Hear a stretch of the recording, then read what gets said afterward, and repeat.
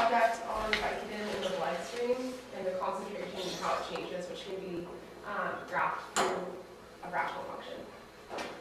So why I had Vicodin in my bloodstream? I got my appendix out, and your appendix is this little tissue that hangs off of the large intestine, and when it gets inflamed, you have to have it removed, or else you could die. So, next slide. That was Midcoast Hospital. Talia came to visit. It was really fun. But so after I left, they gave me a bottle of Vicodin to take for the pain, and I didn't actually end up taking very much because it's like really strong.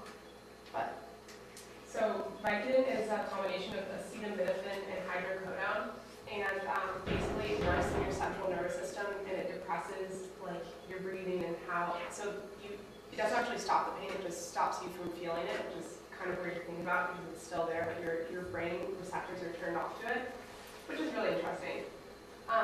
But basically, the Vicodin is you take it and it like dissolves intravenously in your blood plasma, which is this yellow liquid. And so after you take it, like there's a peak in concentration, and that's when it works best. And then gradually your body metabolizes it through your liver, and it gets out of your system. So Vicodin in the bloodstream. Steve gave us a rational function earlier this year that described another medication, and so I changed that function to fit these two medications, hydrocodone and acetaminophen, because they perform differently, and like their max concentrations are at different times, and how quickly your body can metabolize the medication is different for each one. So first, hydrocodone. There's 5 milligrams per Vicodin tablet, and this is like a more potent medication in the tablet, and it's really powerful and like pretty dangerous. And to graph it, I use the max concentration, which happens at 78 minutes with 23.6 nanograms per milliliter in your bloodstream. And then the half-life, which is obviously like it's a mark of exponential decay, and it's half as much concentration that is in your bloodstream, and that actually happens at 228 minutes. So I actually have to go back to this. So I use this handy dandy tool called Grapher, and so this is the original. I don't really know how to do this so that works. Yeah, well, you can see it. So that's the original equation that I was manipulating, and grab the hand and you can drag it. there. So this is the graph for hydrocodone. So first I changed this. So this is so I put a horizontal stretch to make sure that the peak landed at 78 minutes, and then so that was a 0.235 on the S, and that's like a horizontal stretch, and then a vertical stretch to make sure that it was like reaching the full, like the maximum concentration, and that's manipulated by this number, 7.143. So this is pretty much what hydrocodone would look like in your body, and you can see it. Sorry. Oops. Can you resize it? Yeah, I don't. Just go to the left-hand corner of hit the green button. There you go. Oh, thanks. Okay, so it peaks pretty quickly, as you can see, and then gradually your body metabolizes it over time, and it can take like up to 3 days to get it out of your system. And I did a similar thing for acetaminophen, except it's a much larger quantity because there are 300 milligrams per tablet. So that graph was like all the way up here, and the peak happened actually before the hydrocodone, and it happened at 50 minutes. And so basically, like through the same steps, I graphed that, and sorry,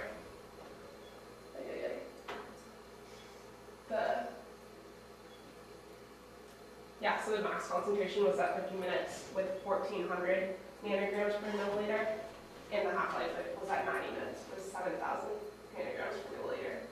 And this information is really important because it helps doctors manage pain and realize which medication is acting at which time, which is like, really important when you're giving people medication. It's really powerful. Yeah, so that's it. Thank you.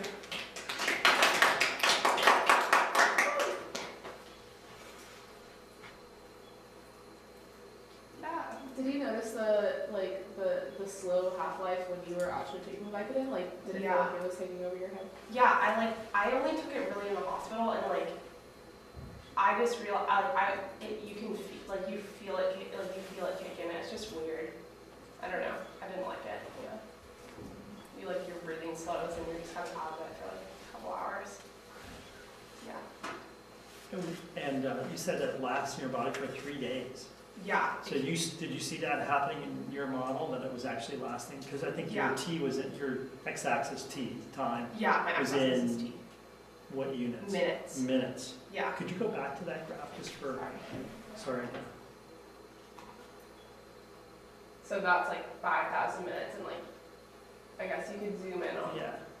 If you grab that hand in the upper left, Yeah. and you can drag the graph across, and we can look out, see. Yeah. Wow, look at that. Let's see what I'm doing now. Yeah. Yeah. So it takes a really long time. Just kind of weird. It was kind of hard to work with like acetaminophen and hydrocodone because there was only 5 milligrams of hydrocodone and 300 milligrams of acetaminophen, so it was like hard to put them on the same graph. But yeah. But yet instructive to see the difference in concentration in the blood, right? And like how potent hydrocodone is. With such a small amount in your bloodstream. Which is crazy. How does that compare to like a Tylenol dose of acetaminophen? That's like pretty common. Like, or maybe it might be even an adult. I think I looked up online, and an adult dose of Tylenol can be like up to 500 milligrams. So that stays in your body? Yeah, that seems pretty much the same. It's like just those 5 milligrams of hydrocodone like make like such a big difference. Yeah. How well did the points beyond the max point? You know, we were talking about anchor points, the half-lives. Yeah. Talk a little bit about that piece. Yeah, so to graph them, I found so first, the horizontal stretch, you can find that pretty like easily. That's just where your peak is gonna fall. But to actually get your peak to match up, I graphed through like the peak, and then the first half-life and the second half-life, and then I took an average of those 3 numbers to find my A value. And so that made it easier, but like the line's not gonna go through any of the anchor points directly, but it's gonna go like close to them. But like my peak was more off than my half-lives, which were like on this strip on, which makes sense because it's like a smaller rate of change. Oh, and if you apply it. So were you above?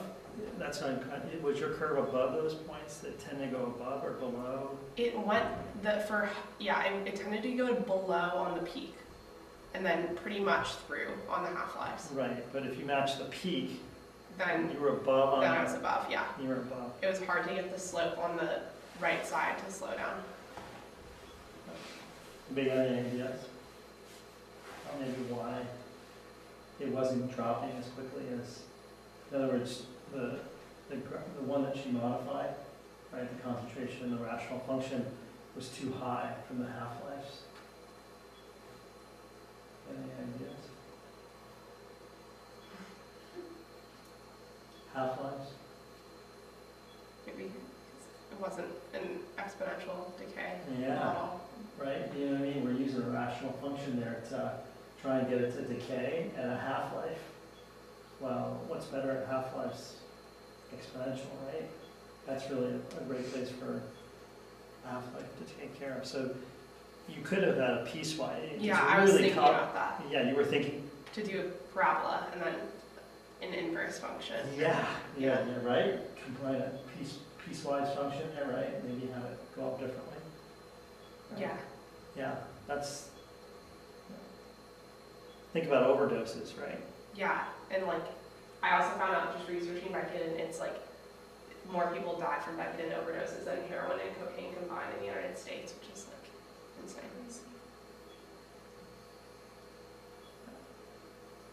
5 milligrams is not much. No, but it's a lot. Awesome. Any other questions?